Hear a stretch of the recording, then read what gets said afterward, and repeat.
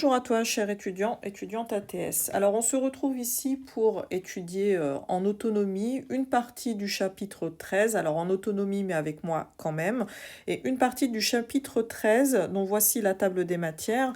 Donc, on ira, l'objectif est d'aller donc jusqu'à la partie numéro 4. Donc, en fait, revoir tout ce qui est déjà à peu près connu des années précédentes, les fonctions vraiment usuelles que vous avez déjà vues et qui normalement ne devraient pas poser problème. Donc on est parti avec le PDF à côté et le stylo aussi. Donc on démarre avec la fonction valeur absolue que maintenant vous connaissez bien pour l'avoir bien utilisée, que ce soit en maths ou en TP Info d'ailleurs. Donc la valeur absolue de x qui renvoie x si x est positif et moins x si x est négatif. Et donc la fonction valeur absolue, c'est la fonction qui à x associe la valeur absolue de x. Alors, puisque valeur absolue de x est égale à valeur absolue de moins x, on peut dire que la fonction valeur absolue est une fonction paire. Maintenant, si je regarde la dérivée, donc vous voyez, si je me place sur R-, c'est-à-dire quand x est négatif et que je dérive la valeur absolue de x sur cette partie-là, elle vaut moins x, sa dérivée vaudra donc moins 1. Et donc, puisqu'elle vaut moins 1 sur R-, la fonction sera donc décroissante sur R-. Sur R+, la fonction valeur absolue de x vaut x, sa dérivée va donc valoir 1, et donc la fonction est croissante sur R+. Alors évidemment, c'est une fonction qui est continue sur R, et elle est aussi dérivable sur R étoile. Alors si on trace le graphe de cette fonction-là, donc sur R+, elle vaut, la valeur absolue de x vaut x, hein, donc je trace la droite d'équation y égale x.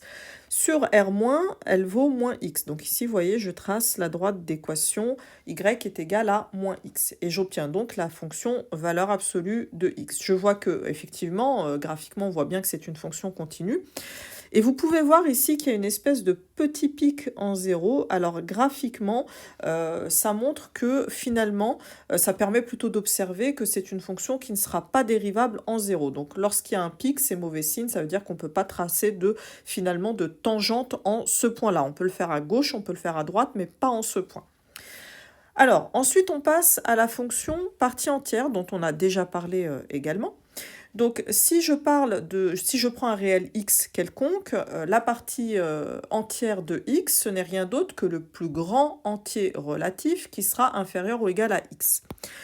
Donc, deux exemples, mais je vais tracer un axe pour être sûr que tout le monde comprenne bien ce concept-là. Je vais m'intéresser ici à la partie entière de 2,7. Alors, 2,7, c'est un réel qui est compris entre 2 et 3. Et donc, si je regarde la partie entière de 2,7 et que je cherche donc le plus grand entier, donc le plus grand entier qui est inférieur ou égal à 2,7, eh ben, je vois grâce à mon axe que ça va être 2. Et donc la partie entière de 2,7, c'est 2. Alors, la partie entière de 3, c'est 3 évidemment, puisque c'est lui le plus grand entier inférieur ou égal à 3. Maintenant, je vais aller dans les négatifs. Donc, je prends moins 1, moins 2, et je place mon moins 1,2 qui est entre le moins 1 et le moins 2. Donc cette fois-ci, j'observe que le plus grand entier qui sera inférieur ou égal, alors je rappelle qu'on va du plus petit vers le plus grand en allant de la gauche vers la droite en lisant l'axe. Donc le plus grand entier qui est inférieur ou égal à moins 1,2, c'est moins 2. Donc attention à ne pas tomber dans le piège et à ne pas me dire moins 1. Donc la partie entière de moins 1,2 et moins 2. Et là, vous constatez bien sûr que n'importe quel réel, finalement, va pouvoir être coincé entre sa partie entière et la partie entière plus 1. Il est toujours coincé entre deux entiers, et le plus petit de ces deux entiers, ça sera finalement sa partie entière. Donc là, je récupère les deux inégalités que vous voyez dans la proposition 2. Donc que x, effectivement, est compris entre sa partie entière. Alors là, c'est une inégalité large, parce que dans le cas où x est un entier, elle est égale à sa partie entière. Et strictement plus petit à la partie entière de x plus 1. Alors ici, je peux aussi m'amuser à encadrer la partie entière qui est inférieure ou égale à x. Alors là, je le lis ici, la partie entière de x qui est inférieure ou égale à x. Et là, vous voyez, si je bascule le 1 de ce côté-là, je récupère que x moins 1 est strictement plus petit que la partie entière de x. Donc je répète, il suffit de regarder cette inégalité-là et de basculer le 1 à gauche pour récupérer ce côté de l'inégalité. Donc la fonction partie entière, c'est une fonction qui est croissante sur R et c'est ce qu'on va démontrer tout de suite. Donc je rappelle simplement que si je reviens à la définition de la croissance, c'est finalement une fonction qui va conserver le sens des images. Rappelez-vous, donc si je prends deux réels x et y avec x plus petit que y, à partir du moment où f de x est plus petite que f de y, ça prouvera que ma fonction est croissante. C'est ce qu'on va donc tenter de faire ici. Donc on va prendre deux réels quelconques x et y, tels que x est inférieur ou égal à y. Alors ici, je vais vous demander de faire pause, évidemment, avant de regarder la suite de la vidéo, pour chercher à prouver vous-même que la partie entière de x est inférieure ou égale à la partie entière de y, ce qui prouvera le résultat. C'est-à-dire que la fonction partie entière est une fonction qui est croissante. Alors, une fois que vous avez fait votre recherche, donc on procède à la correction.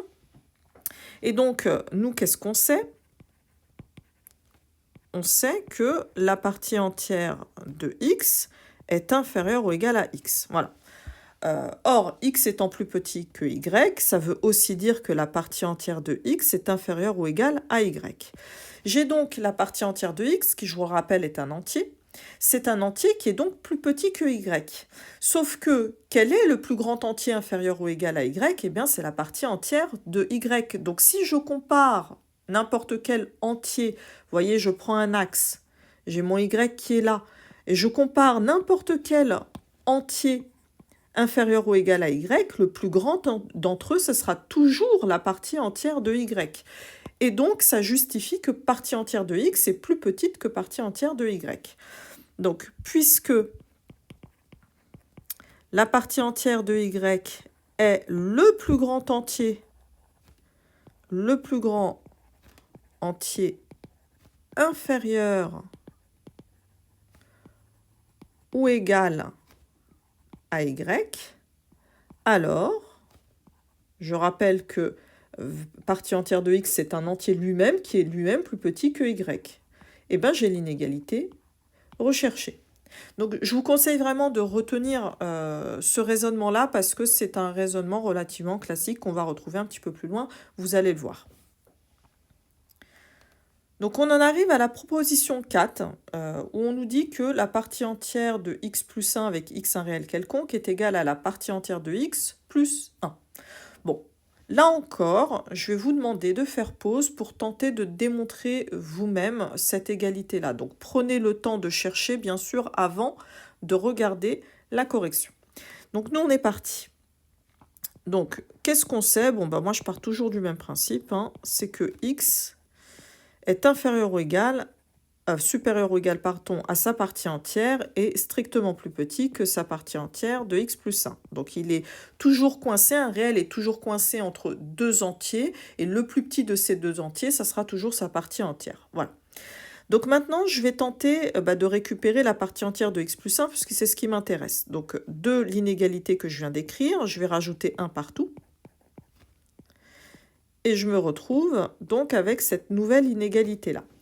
Je viens donc de coincer x plus 1 entre deux entiers consécutifs. Regardez, ça c'est un entier. Et ça c'est dans son entier consécutif, puisque je suis passée de l'un à l'autre en rajoutant 1. Et donc, le plus petit de ces deux-là sera la partie entière de x plus 1. On vient donc de montrer que x plus 1 admet comme partie entière de x plus 1. Bien, alors on avance. Donc ici, faites attention puisque la partie entière de x plus y est bien différente de la partie entière de x plus la partie entière de y. Pour s'en convaincre, on prend juste un contre-exemple. On essaye de faire les calculs et on voit qu'effectivement, il n'y a pas d'égalité entre le membre de gauche et le membre de droite dans ces cas-là, et donc la propriété est fausse.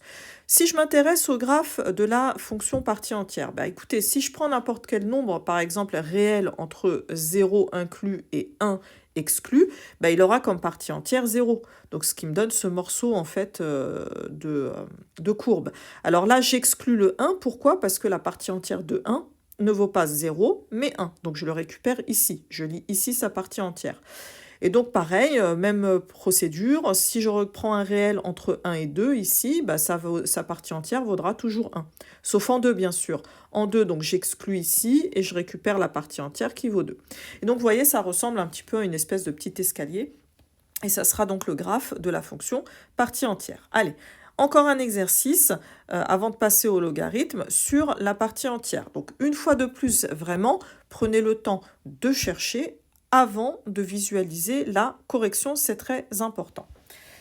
Donc on est parti, on souhaite prouver que la partie entière de x plus y est supérieure ou égale à partie entière de x plus partie entière de y. Bon, ben on va partir de ce qu'on sait, hein. La même chose, c'est que partie entière de x est inférieure ou égale à x. La partie entière de y, de même, est inférieure ou égale à la partie entière de y. Donc de là, je sais que la partie entière de x plus la partie entière de y est inférieure ou égale au réel x plus y. Et là, on va retrouver le raisonnement de tout à l'heure. Puisque regardez, j'ai un entier ici qui est inférieur ou égal à ce réel. Or, quel est le plus grand entier inférieur ou égal à ce réel-là? Eh bien, c'est la partie entière de x plus y. Donc, celui-là sera forcément inférieur ou égal à cet entier-là. Donc, c'est exactement le même argument que tout à l'heure. Donc, puisque la partie entière de x plus y est le plus grand entier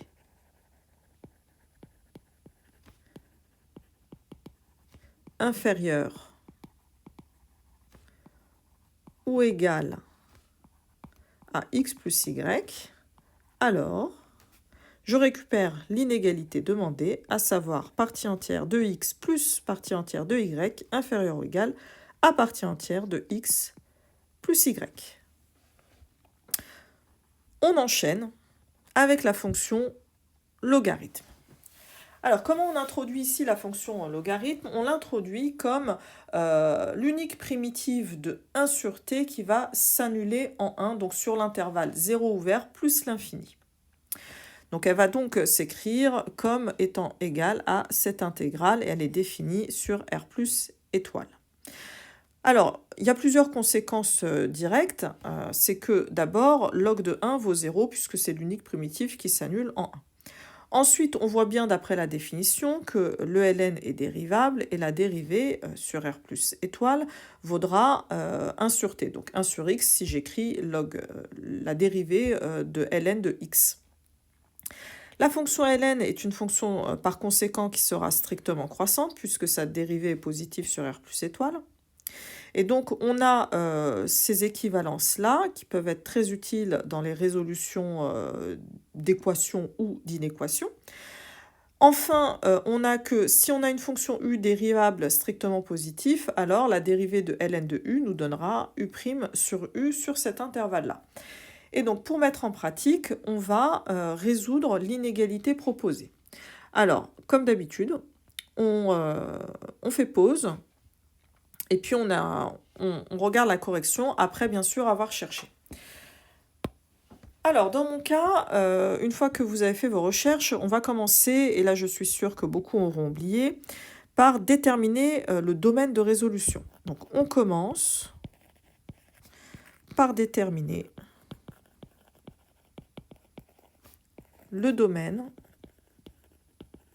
de résolution.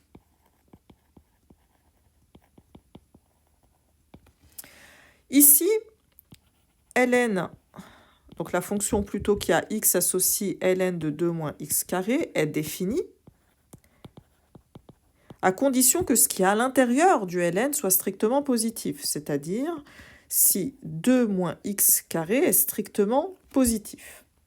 Alors ici, je vois que j'ai un polynôme du second degré, d'accord, dont les racines sont racine de 2 et moins racine de 2, donc pas besoin de calculer le discriminant pour le voir, hein. Donc j'ai un polynôme du second degré. Mes racines sont moins racine de 2 et racine de 2. Je rappelle qu'on va donc obtenir le signe en mettant le signe de A à l'extérieur des racines. Alors ici, mon A, il est négatif, hein. Donc je vais avoir du moins à l'extérieur de mes racines et du plus à l'intérieur de mes racines. Et donc à quelles conditions 2 moins x carré est strictement positif? On le voit bien d'après le tableau. À condition que x appartienne à l'intervalle, alors exclu, parce que c'est une inégalité stricte, moins racine de 2, racine de 2. On va pouvoir attaquer la résolution. Donc maintenant, on résout ln de 2 moins x carré strictement négatif. Alors, on va se servir des propositions précédentes. Donc là, pour l'instant, on n'est pas censé avoir fait le rappel de la fonction exponentielle, donc je ne m'en servirai pas. Donc le 0, je vais pouvoir l'écrire comme ln de 1 d'après la proposition 1. Et là, je vais utiliser, vous voyez, la proposition 3 pour dire que finalement, ici, je vais avoir du 2 moins x carré strictement plus petit que 1 et c'est équivalent. Je bascule le 1 de l'autre côté, ça me donne 1 moins x carré strictement négatif. Alors là, c'est le même principe, hein. Pour résoudre cette inégalité-là, simplement, je reconnais à gauche un trinôme du second degré dont les racines sont moins 1 et 1. Pas besoin de calculer encore une fois le discriminant pour le voir. Donc je vais obtenir directement le signe de 1 moins x carré qui sera négatif à l'extérieur des racines puisque c'est le signe de A est positif. Donc là, je termine mon équivalence en mettant que x appartient à l'intervalle moins l'infini moins 1 exclu, union 1 plus l'infini. Alors attention, ici, ce ne sera pas mes solutions finales, puisqu'il va falloir que je considère l'intersection entre mes solutions, qui sont ici, et mon ensemble de résolution, qui est ici. Donc finalement, les solutions finales, ça sera moins racine de 2, racine de 2, dont je ferai l'intersection avec mon ensemble solution, moins 1, union 1 plus l'infini. Alors là, c'est facile à voir. Si vous avez des difficultés à le voir, n'hésitez pas à tracer un axe pour voir ce que ça donne. Donc ici, ça va nous donner moins racine de 2, on va aller jusqu'à moins 1, on s'arrête là. Et on reprend à 1 jusqu'à racine de 2 exclu. Et donc voilà l'ensemble de solutions de notre inéquation. Bien. Alors, 2 petits exercices d'application à nouveau. Donc ici, on nous demande de calculer cette intégrale-là. Première étape, je vais remplacer ma tangente de x par du sinus x sur cosinus x dx. Alors là, je veux calculer une primitive. Alors j'ai quasiment du u' sur u à un signe près. Je vais le rajouter là et je vais l'enlever là. Je vais compenser ici. Et là, j'ai exactement du u' sur u. Donc, une primitive de u' sur u, ça sera log de valeur absolue de cos x. Alors ici, les valeurs absolues de cosinus x, je peux les retirer et écrire simplement cosinus x. Pourquoi? Parce que le cosinus, tout simplement, est positif entre 0 et pi sur 4. Mais attention à bien le constater et ne pas oublier les valeurs absolues.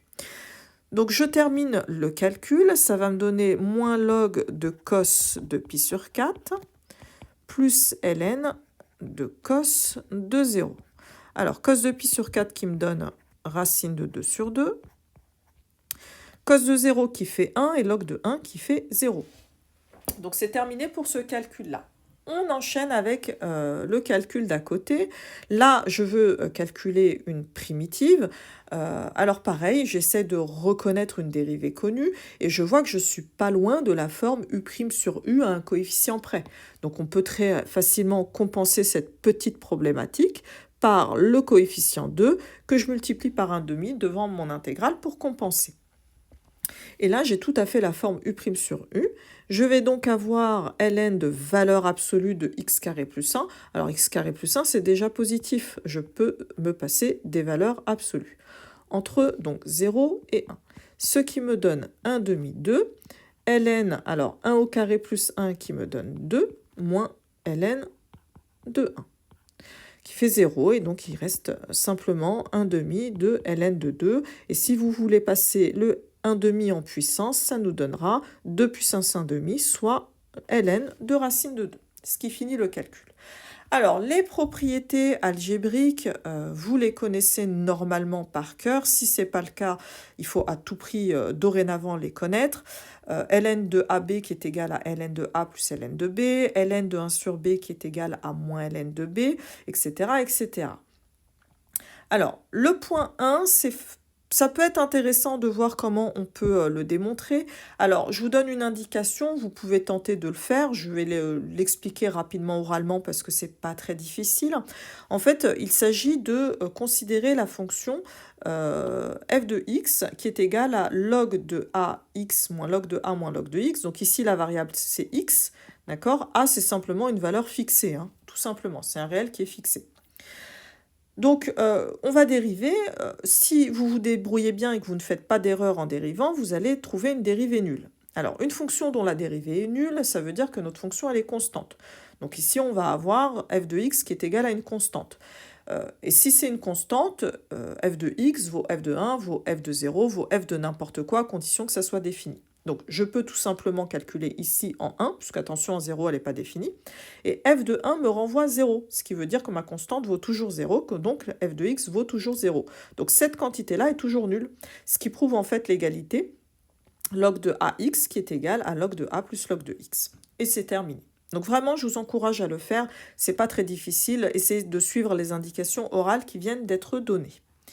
Alors, le point numéro 4, donc celui-là, il peut être très intéressant dans des résolutions d'inégalités, lorsqu'on veut faire descendre en quelque sorte la puissance, comme c'est le cas ici. Allez, on fait pause, on résout, et seulement après, on regarde, sinon ce n'est pas intéressant. Donc, ici, la première étape avant de faire quoi que ce soit, c'est de appliquer en fait finalement sa propriété, puisqu'il n'y a pas vraiment de difficulté. Donc on va simplement, en appliquant la propriété de tout à l'heure, composer avec du ln. Et voilà ce qu'on obtient. Donc toujours en appliquant cette fois-ci la propriété numéro 4, ça me permet de séparer mon ln du reste. Et finalement, je vais pouvoir basculer le ln de ce côté-là. Alors, attention en basculant de l'autre côté. Pourquoi? Parce que 0,9, c'est un nombre qui est plus petit que 1. Et donc, le ln sera en réalité négatif. Donc ici, je vais changer de sens. Donc, il faut vraiment y penser, hein. Je vais changer le sens de mon inégalité. Donc, car ln de 0,9 est strictement négatif. Donc là, on va mettre un petit attention pour ne pas l'oublier. Et voilà donc pour cette résolution-là. Alors, pour ce qui est des propriétés graphiques de la fonction, du tableau de variation, donc voilà, vous avez ici la courbe de la fonction. On va pouvoir récupérer par lecture les valeurs des limites. Donc ici, on voit bien qu'en 0, ça va tendre vers moins l'infini. Alors ici, ça monte doucement, mais sûrement. Donc en plus l'infini, hop, ça va tendre vers plus l'infini. On récupère ici la valeur log de 1 qui est égale à 0. Je vous rappelle que la dérivée sur r plus étoile de ln, c'est 1 sur x. Donc c'est qu'une fonction qui est strictement croissante, qui va donc de moins l'infini à plus l'infini en passant par 0 en 1. Et donc, on a le ln qui est négatif quand x est compris entre 0 et 1, et positif au-delà de 1. Alors, les croissances comparées, bon, on ne va pas s'attarder dessus puisqu'on l'a vu quand même plusieurs fois. Je ne redémontrerai pas non plus cette propriété-là, rappelez-vous. On le fait à l'aide du taux d'accroissement, en reconnaissant tout simplement un taux d'accroissement en 0 d'ailleurs. Je ne sais pas pourquoi j'ai mis en 1, là, faites attention, il y a une erreur. Hop. C'est un taux d'accroissement en 0 et non pas en 1. Donc, je vous laisse le refaire vous-même, il n'y a aucune difficulté. Donc, on peut généraliser, rappelez-vous, hein, simplement les puissances de x croient plus vite que les puissances de ln, et donc c'est toujours les puissances de x, ici, vous voyez, qui vont l'emporter, tout simplement. Allez, on va terminer par la fonction exponentielle. Donc la fonction exponentielle qui va de r dans r plus étoile, c'est la bijection réciproque de la fonction logarithmique. Donc rappelez-vous, pour la bijection, on échange l'ensemble de départ et d'arrivée. Et donc on a directement comme propriété ces deux propriétés-là qui viennent du fait que justement c'est la bijection réciproque de la fonction ln. Alors, on a aussi toutes les autres propriétés que normalement, vous connaissez, parfaitement. Si ce n'est pas le cas, encore une fois, eh ben, il faut, les connaître, dorénavant. La, propriété graphique, enfin la représentation graphique. Donc, vous avez ici, votre fonction exponentielle qui nous permet toujours pareil de récupérer certaines informations, notamment que lorsque je tends vers moins l'infini, vous voyez, ma courbe elle va s'écraser sur l'axe sans jamais le toucher, donc elle tend vers 0, donc la limite vaut 0. Alors là, évidemment, en plus l'infini, ça croît de manière, explosive vers plus l'infini.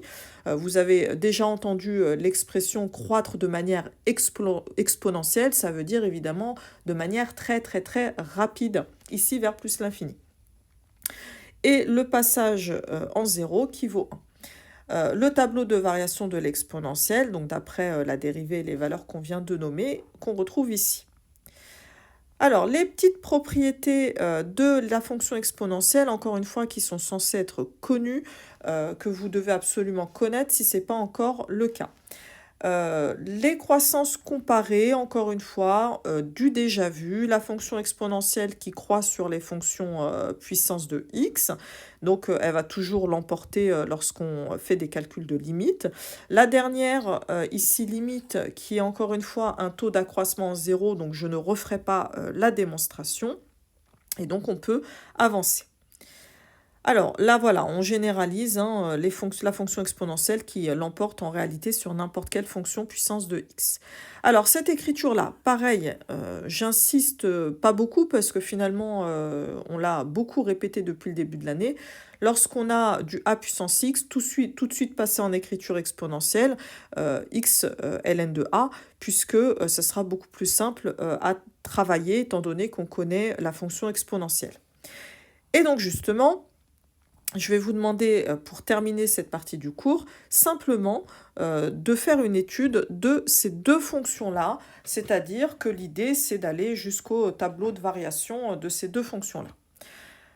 Alors, on fait pause, hein, comme d'habitude, et ensuite seulement, on regarde la correction.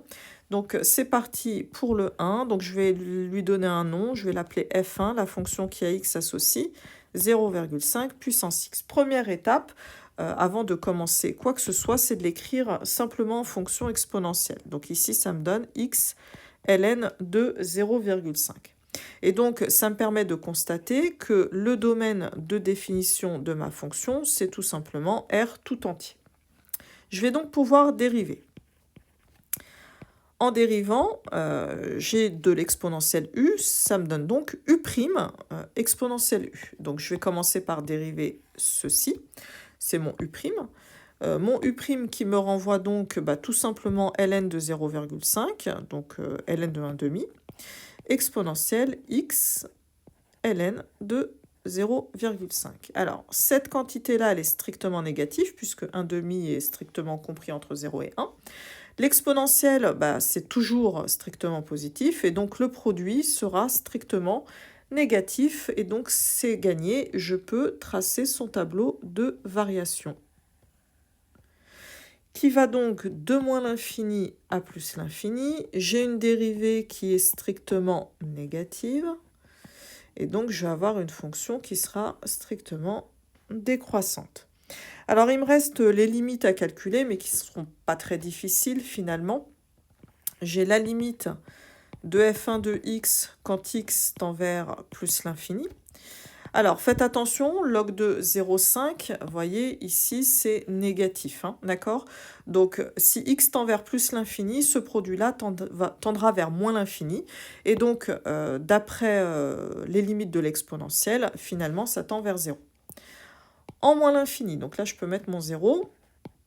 En moins l'infini, donc à contrario, je vais avoir du négatif par du négatif, ça va tendre vers plus l'infini. Et donc l'exponentielle en plus l'infini qui tend vers plus l'infini.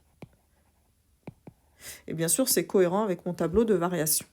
Donc voilà pour la première étude de fonction. On conclut avec la seconde étude de fonction. Donc que je vais appeler par exemple f2 qui a x associe, donc c'était x puissance x. Donc la première étape, l'écrire en exponentielle. Là, ça me permet de voir, vous voyez, que comme j'ai du ln de x, ça va restreindre mon ensemble d'études à R plus étoile, mon ensemble de définition. Je vais pouvoir maintenant dériver. On a f de prime de x qui est égal, alors u', c'est la dérivée de x log de x. Ça, c'est un produit. Donc, je commence par dériver le x, puis je dérive le 1 sur x. Le ln de x, pardon, qui me donne du 1 sur x. Exponentielle u. Voilà. Donc là, ça me renvoie du ln de x plus 1, exponentielle x log de x. Alors, pour le signe de f de prime, donc là, je sais déjà que c'est strictement positif. Je vais donc simplement résoudre log de x plus 1, strictement positif, pour savoir quelles conditions c'est positif ou négatif. On peut résoudre l'un ou l'autre, c'est pareil. Donc, si et seulement si ln de x est supérieur ou égal à moins 1, si et seulement si x est supérieur ou égal à exponentielle moins 1. Et donc, je peux maintenant tracer mon tableau de variation.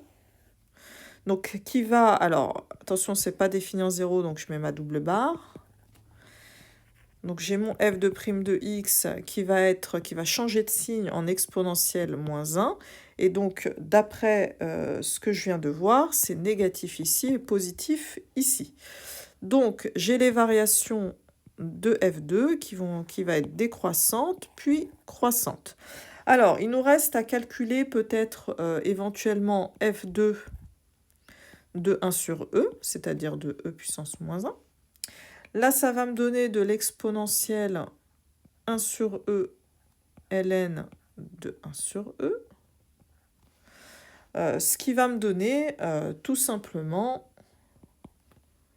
exponentielle de moins ln de e sur e. Alors, ln de e, ça fait 1, et donc ça fait exponentielle de moins 1 sur e. Donc là, je récupère exponentielle de moins 1 sur e.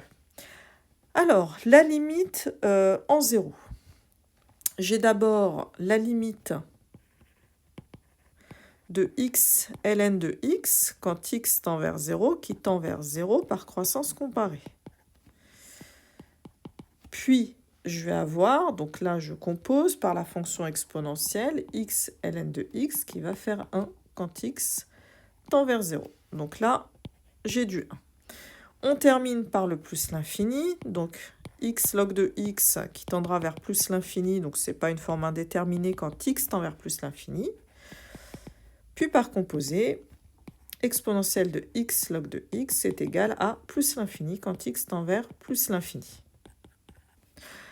Alors, ça conclut cette petite partie du cours que vous faites de manière plus ou moins autonome. Je vous laisse maintenant pour la suite des exercices.